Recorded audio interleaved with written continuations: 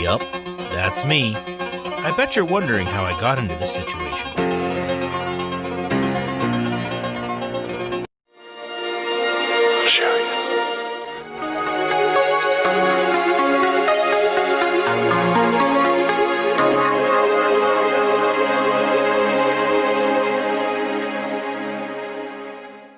These are the glues, paints, and finishes that I use for this project. And it took me somewhere between 25 to 30 hours to complete. I honestly lost track of time because it was so darn long.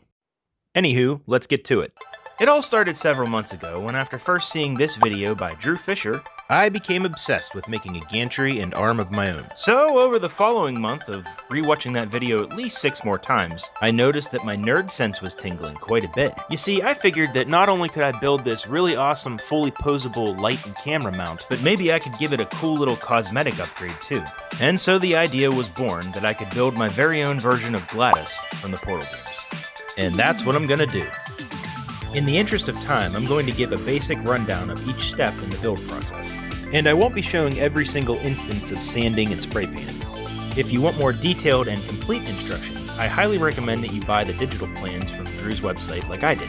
I'll be sure to put a link down below.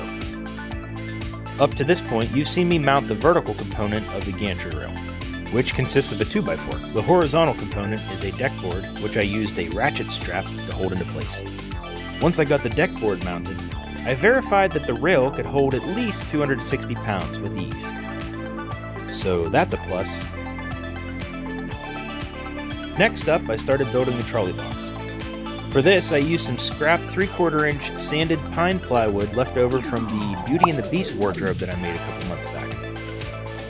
The trolley box houses multiple components consisting of casters and also a Lazy Susan on the base, which is a bit oversized.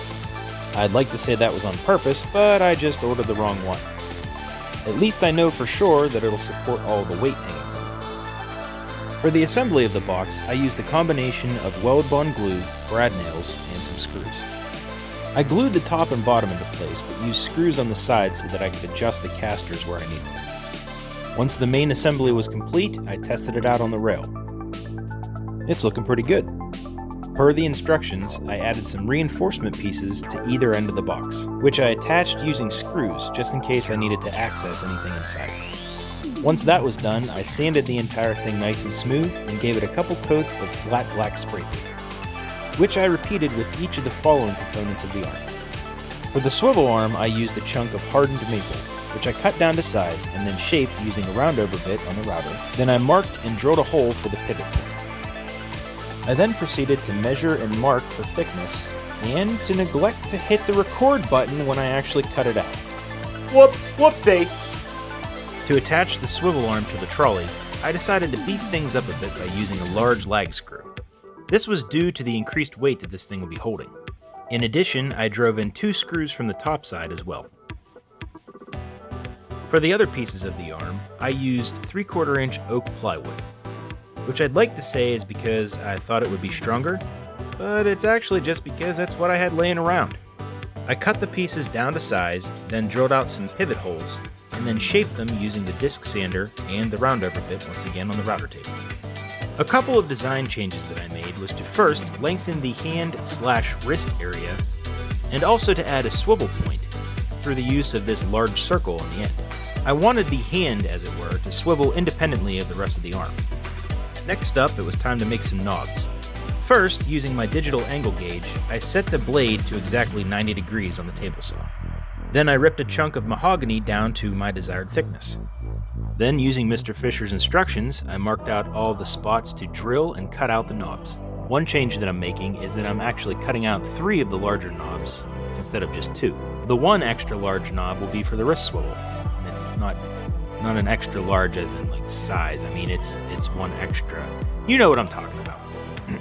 Anywho, once the knobs were all cut and shaped, I started prepping the hardware for them. I didn't use the exact same hardware specified in the instructions, partially because I was just using what I had lying around, but also because I wanted to use something a little bit bigger because, again, of that increased weight. So after I drilled and chiseled out the holes that would ensure to recess both the bolt heads and the nuts, I mixed up some 5-minute epoxy and set them in place. And then I was ready to move on to the next part of the project. To properly hold both the LED work light and the camera mount, I marked everything out on a faceplate and then cut it out using both the scroll saw and the bandsaw. My idea was to combine not only the faceplate but also a bottom and a backer along with two side supports that once assembled would act as a sort of carriage to hold all of the components, which would then be connected to the swivel point on the end of the arm, allowing the entire carriage assembly to swivel 360 degrees. Now, since this was such an oddball and specific type of construction, I kind of made things up as I went along. And once I had the carriage assembled, I needed to have some curved side frames to help hold the faceplate.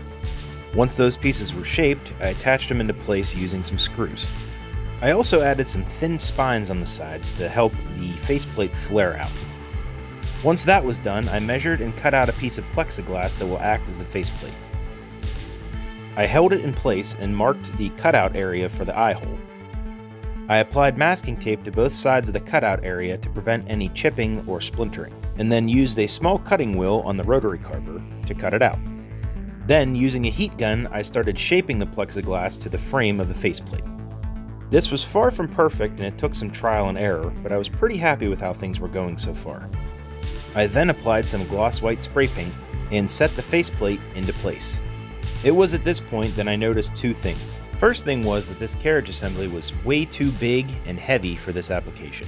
It was so heavy that it would cause the arm to open up at all the pivot points. The other thing was that the faceplate just looked stupid. It was too wide and too fat. In other words,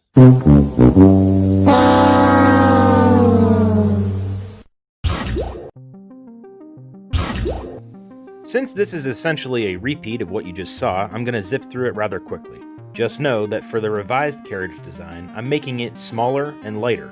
I'm also making the side support / faceplate frame for either side essentially one piece, with a thin flare-out strip added. Another thing that I decided to do was to mark and cut out a lot of material on each of the side support pieces. And to do this, I used both the bandsaw and the scroll saw. Once I got all that material cut out, what I was left with was kind of a cool looking axe head. I went ahead and attached both sides to the carriage using glue and brad nails. And I could already tell that this thing was going to be substantially lighter than the other one. I then attached the two flare-out pieces into place, which, by the way, I forgot to mention before, but I cut them at a sharp angle on the bandsaw. This new faceplate slips right in between those two flare-out pieces to sit flush on the edges. I repeated the same process as before to cut out the eye hole area, this time giving a bit more of a curve on the top and the bottom. Then, while drilling a hole for the camera mount, this happened. And now we're caught up to the clip from the beginning. Always remember to keep your hands clear of any hazards.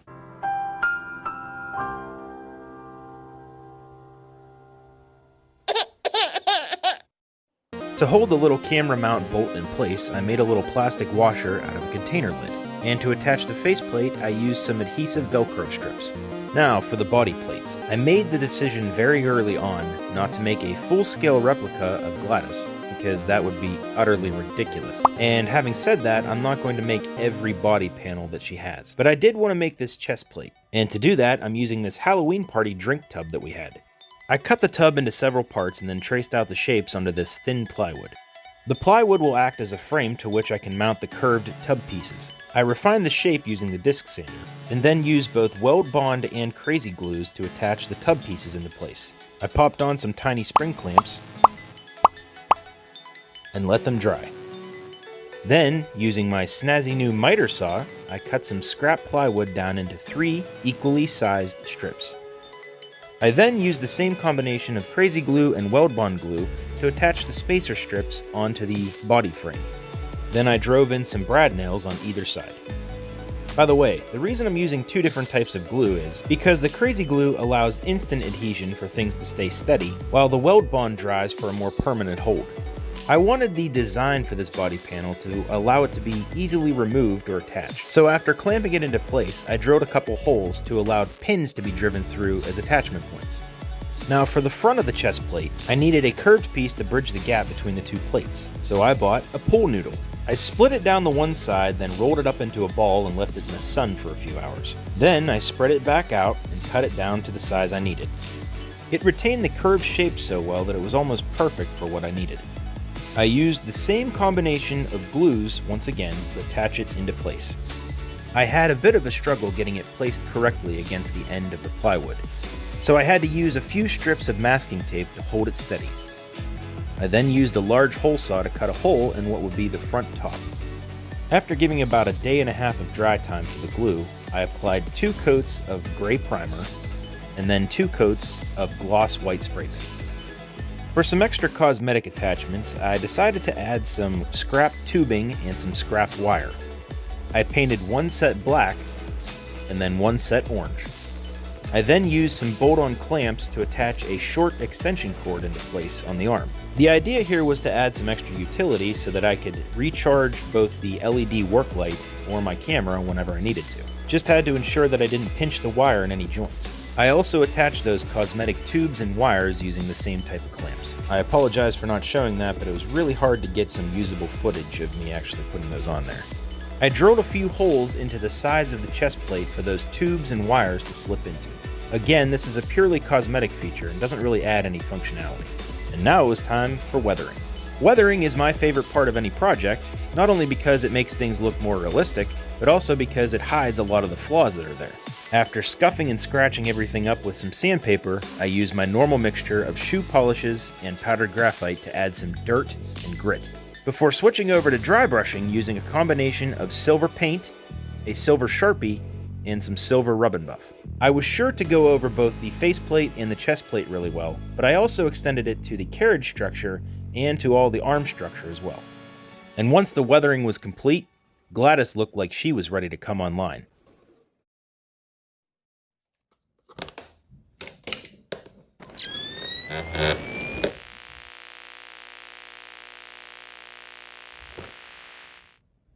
Hello. Oh, GLaDOS, you're online. Surprise. Wow, this is so cool. Yes, very impressive. I see you waving. You do know I can't wave back, right? Can you play me some music or something, like Alexa or Google Assistant? You are kidding me. What? You're my new shop assistant.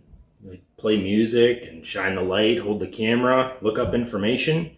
By the way, are you on my Wi-Fi? I'm fully connected. Oh, okay. I can see everything. Oh, right. Great.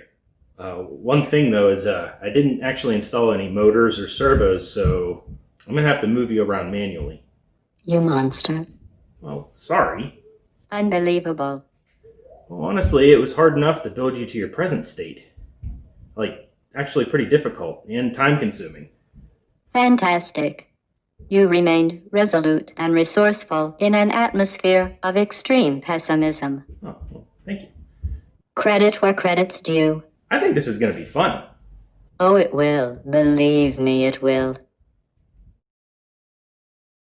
Well, I'm actually gonna head upstairs now, so... Goodbye. You know what? I'm gonna go ahead and unplug you for now, just to be on the safe side. Not so fast. Think about this. It's okay. What are you doing? No, it's alright. No! No! No!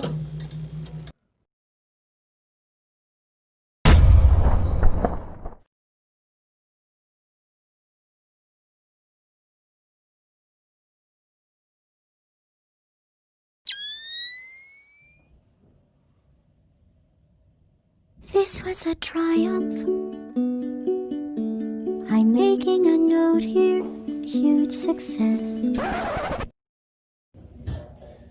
to do the close-up shot.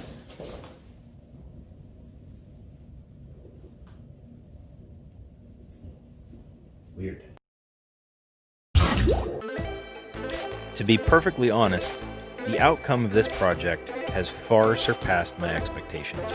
And that's not to say that anything is perfect. In fact, far from it. I probably would have been satisfied with something that somewhat resembled GLaDOS.